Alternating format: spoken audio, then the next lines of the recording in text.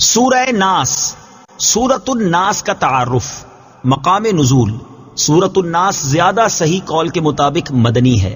آیات، کلمات اور حروف کی تعداد: اس سورت میں 1 رکوع، 6 آیتیں، 20 کلمات اور 79 حروف ہیں۔ الناس نام رکھنے کی وجہ: عربی میں انسانوں کو الناس کہتے ہیں اور اس سورت کی پہلی آیت میں یہ لفظ موجود ہے، اس مناسبت سے اسے سورۃ الناس کہتے ہیں۔ سورۃ الناس کے مضامین: اس سورہ مبارکہ میں ان جنات اور انسانوں سے اللہ تعالیٰ کی پناہ مانگنے کی تعلیم دی گئی ہے جو لوگوں کے دلوں میں وسوسے ڈالتے ہیں۔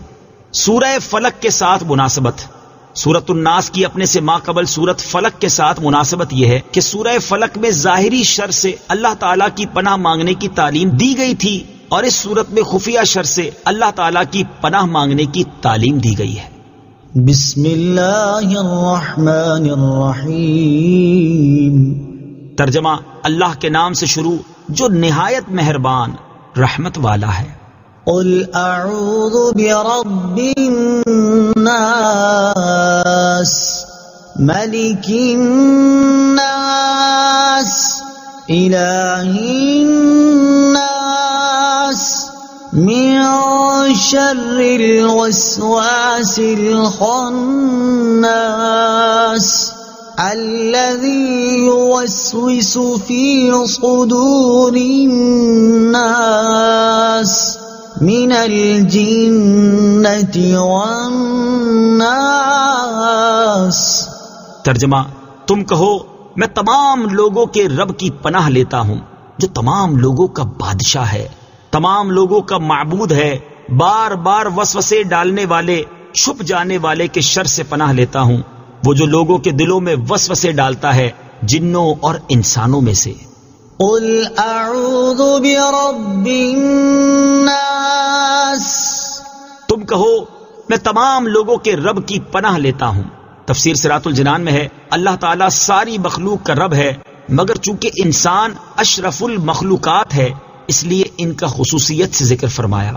انسان کی عظمت و شرافت: اس سے انسان کی عظمت و شرافت بھی معلوم ہوئی کہ بطور خاص اللہ تعالیٰ نے اپنی ربوبیت کی نسبت اس کی طرف فرمائی۔ علماء نے یہاں یہ نقطہ بیان فرمایا ہے کہ اس سورت میں 5 مرتبہ لفظ الناس آیا ہے۔ اس میں حکمت یہ ہے کہ چونکہ انسان بچپن میں صرف پرورش ہی پاتا ہے اس لیے سب سے پہلے رب الناس یعنی ربوبیت والی صفت کا ذکر فرمایا۔ جبکہ انسان جوانی میں مست ہو کر بے راہ ہو جاتا ہے، اس وقت اس پر قانونی گرفت کی ضرورت ہے، اس لیے یہاں ملک الناس یعنی لوگوں کا بادشاہ فرمایا۔ اور چونکہ انسان بڑھاپے میں عبادت میں مشغول ہوتا ہے اس لیے تیسری جگہ اللہ تعالیٰ کی صفت الوہیت اور معبودیت کا ذکر فرمایا یعنی الہ الناس۔ چوتھی جگہ الناس سے صالحین مراد ہو سکتے ہیں کہ شیطان عموماً انہیں ہی وسوسوں کے ذریعے عبادت سے ہٹانے کی کوشش کرتا ہے۔ اور 5ویں جگہ الناس سے مراد شر پسند اور فسادی لوگ ہو سکتے ہیں کہ وہاں لوگوں کے شر سے پناہ مانگی گئی ہے۔ ملک الناس، تمام لوگوں کا بادشاہ۔ تفسیر صراط الجنان میں ہے یعنی ان کے کاموں کی تدبیر فرمانے والا ہے اور سب کا حقیقی حاکم و مالک، کہ دنیا میں بھی کسی کو حکومت و ملکیت ملے تو اسی کی عطا سے ملتی ہے۔ الہ الناس، تمام لوگوں کا معبود۔ تفسیر صراط الجنان میں ہے معبود ہونا اسی کے ساتھ خاص ہے اور سارے لوگوں کا حقیقی معبود وہی ہے۔ من شر الوسواس الخناس، بار بار وسوسے ڈالنے والے، چھپ جانے والے کے شر سے۔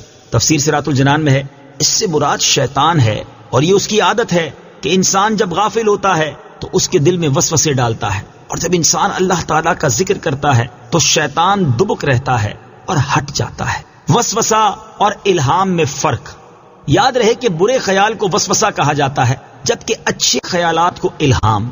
وسوسہ شیطان کی طرف سے ہے لہٰذا اس پر لا حول پڑھنی چاہیے، اور الہام فرشتے کے ذریعے اللہ تعالیٰ کی طرف سے ہوتا ہے اس لیے اس پر اللہ تعالیٰ کا شکر کرنا چاہیے۔ نفس امارہ کے غلبے میں وسوسے زیادہ ہوتے ہیں جبکہ نفس مطمئنہ کے غلبے میں الہام زیادہ۔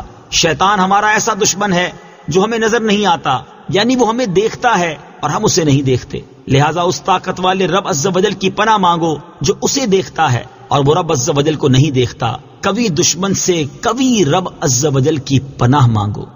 الذي يوسوس في صدور الناس، وہ جو لوگوں کے دلوں میں وسوسے ڈالتے ہیں، یعنی شیطان زبان و آواز سے نہیں بہکاتا بلکہ براہ راست دل میں اثر ڈالتا ہے، بری چیز کو اچھی کر دکھاتا ہے، خود دشمن ہے مگر دوستی کے لباس میں آتا ہے، پھر جیسا انسان ہو ویسا ہی اسے وسوسہ ڈالتا ہے۔ من الجنة والناس،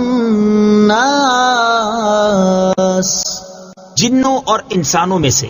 تفسیر صراط الجنان میں ہے یہ بیان ہے وسوسے ڈالنے والے شیطان کا کہ وہ جنوں میں سے بھی ہوتا ہے اور انسانوں میں سے بھی۔ جیسے شیاطین جن انسانوں کو وسوسے میں ڈالتے ہیں، ایسے ہی شیاطین انسان بھی ناسے بن کر آدمی کے دل میں وسوسے ڈالتے ہیں۔ پھر اگر آدمی ان وسوسوں کو مانتا ہے تو اس کا سلسلہ بڑھ جاتا ہے اور وہ خوب گمراہ کرتے ہیں، اور اگر اس سے متنفر ہوتا ہے تو ہٹ جاتے ہیں اور دبک رہتے ہیں۔ جنوں اور انسانوں کے شیاطین سے پناہ مانگے۔ آدمی کو چاہیے کہ جنوں کے شیاطین کے شر سے بھی پناہ مانگے اور انسانوں کے شیاطین کے شر سے بھی۔ اس سلسلے میں یہاں ایک مفید وظیفہ پیش خدمت ہے۔ چنانچہ حضرت عائشہ صدیقہ رضی اللہ تعالی عنہا فرماتی ہیں، بخاری شریف کی حدیث ہے کہ رسول اللہ صلی اللہ تعالی علیہ وآلہ وسلم رات کے وقت جب بستر مبارک پر تشریف لاتے تو اپنے دونوں دست مبارک جمع فرما کر ان میں دم کرتے اور سورہ قل ھو اللہ احد اور قل اعوذ برب الفلق اور قل اعوذ برب الناس پڑھ کر اپنے مبارک ہاتھوں کو سر مبارک سے لے کر تمام جسم اقدس پر پھیرتے، جہاں تک دست مبارک پہنچ سکتے۔ یہ عمل 3 مرتبہ فرماتے۔ حضرت عبداللہ بن خبیب رضی اللہ تعالیٰ عنہ فرماتے ہیں، ہم پر ہلکی بارش ہوئی اور اس وقت اندھیرا چھایا ہوا تھا اور ہم نبی کریم صلی اللہ تعالیٰ علیہ وسلم کا انتظار کر رہے تھے تاکہ وہ آ کر ہمیں نماز پڑھائیں۔ پھر حضور پرنور صلی اللہ تعالیٰ علیہ وسلم ہمیں نماز پڑھانے کے لیے تشریف لائے اور ارشاد فرمایا پڑھو۔ میں نے عرض کی کیا پڑھوں؟ ارشاد فرمایا صبح و شام 3 بار قل ھو اللہ احد اور قل اعوذ برب الفلق اور قل اعوذ برب الناس پڑھو۔ ان کی تلاوت کرنا تمہیں ہر بری چیز سے بچائے گا۔ اللہ تعالیٰ سے دعا ہے کہ اس تفسیر کو عوام اور خواص سبھی مسلمانوں کے لیے نفع بخش اور فائدہ مند بنائے اور اسے مسلمانوں کی اعتقادی، علمی اور عملی اصلاح کا بہترین ذریعہ بنائے، اور اس کے صدقے میرے والدین، میرے عزیز رشتہ داروں، اساتذہ کرام، دوست احباب، دیگر متعلقین اور معاونین کی بے حساب بخشش و مغفرت فرمائے، آمین ثم آمین۔ صدق اللہ العظیم۔